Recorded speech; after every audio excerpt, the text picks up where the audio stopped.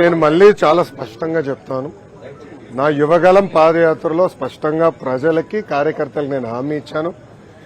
ఏ అధికారులు వైకాపా నాయకులైతే చట్టాన్ని ఉల్లంఘించి ప్రజల్ని తెలుగుదేశం పార్టీ కార్యకర్తలు ఇబ్బంది పెట్టారో వాళ్ళపైన ఎంక్వైరీ చేస్తాం. అధికారులకు సంబంధించిన విధంగా జ్యుడిషియల్ ఎంక్వైరీ చేస్తాం.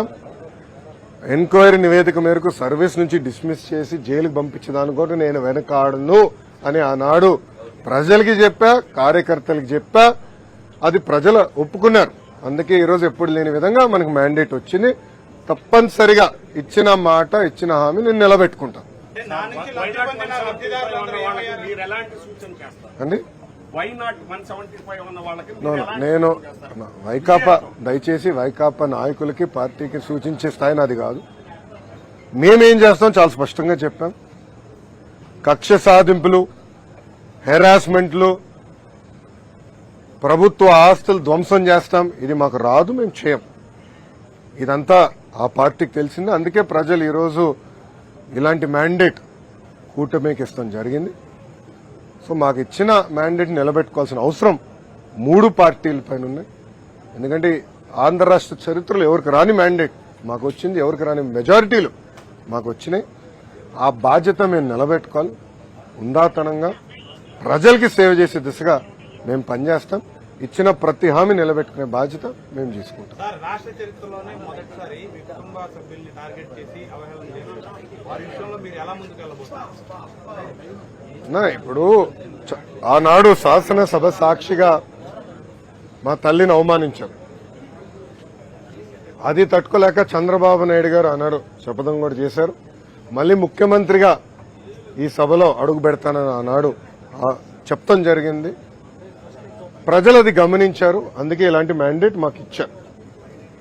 మీరు ఈ ఎన్నికల ప్రచారంలో కానివ్వండి, గతంలో మేము అధికారంలో ఉన్నప్పుడు కానివ్వండి, ఎప్పుడు కుటుంబ సభ్యులు జోలికి వెళ్ళలేదు.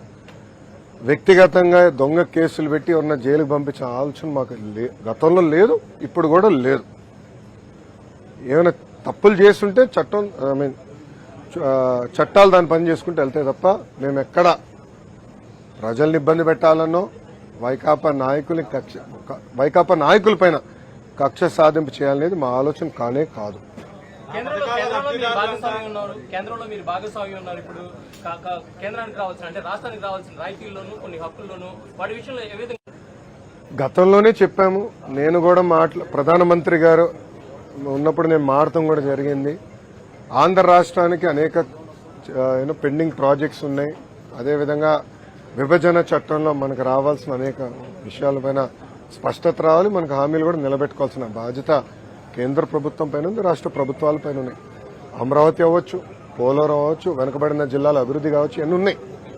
ఇవన్నీ కలిసికట్టుగా మేము ముందరికి వెళ్తాం. ఇవన్నీ గతంలోనే పొత్తులోకి వెళ్లే ముందే వాళ్ళతో మాట్లాడాం, చర్చించాం.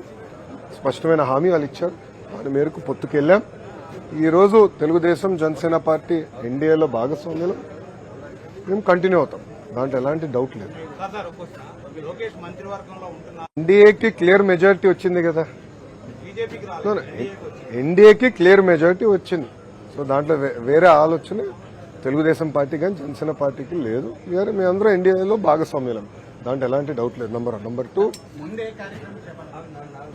నా భవిష్యత్ అంటే నా పాత్ర ఏంటనేది అది మా అధిష్టానం, మా నాయకుడు చంద్రబాబు నాయుడు గారు నిర్ణయిస్తారు. అది నేను మాట్లాడే విషయం కాదు. ఓకేనా? ఒకే రాష్ట్రం, ఒకే రాజధాని, అది అమరావతి. తెలుగుదేశం, జనసేన, భారతీయ జనతా పార్టీ నాయకులం అందరం కూడా ఆ మాట పైన కట్టుబడి ఉన్నాం. రాజధాని లేని రాష్ట్రానికి రాజధాని అవసరం.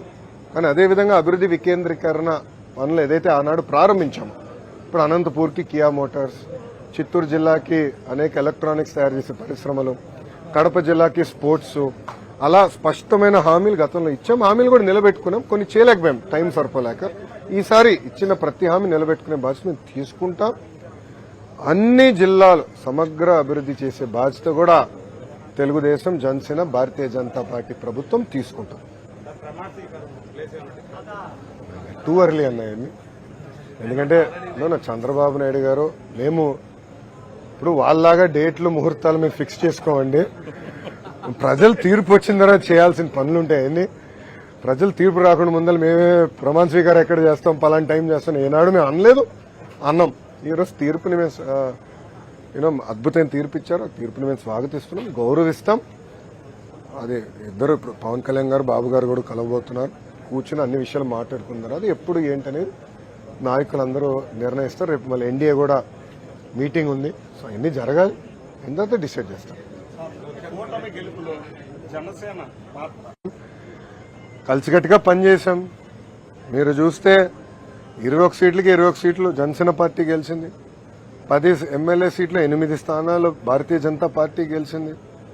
తెలుగుదేశం పార్టీ కూడా ఎప్పుడు రాని విధంగా మాకు వచ్చిన మెజారిటీ స్థానాలు మేము కూడా కైవసం చేసుకుంటాం జరిగింది.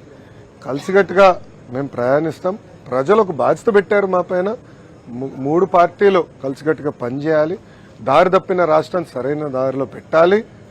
గతంలో ఈ ప్రభుత్వం చేసిన పొరపాట్లని మేము చేయకూడదు. ఇసుక విధానంలో కానివ్వండి, మద్యం విధానంలో కానివ్వండి, రెవెన్యూ విధానంలో కానివ్వండి, ఇవన్నీ పకడ్బందీగా మేము సంస్కరణలు తీసుకురావాలి. ప్రజలు ఏ ఆశయాలతో అయితే మమ్మల్ని గెలిపించారో అది నిలబెట్టుకోవాల్సిన బాధ్యత మా పైన. ఈ రోజే రిజల్ట్స్ వచ్చినాయి.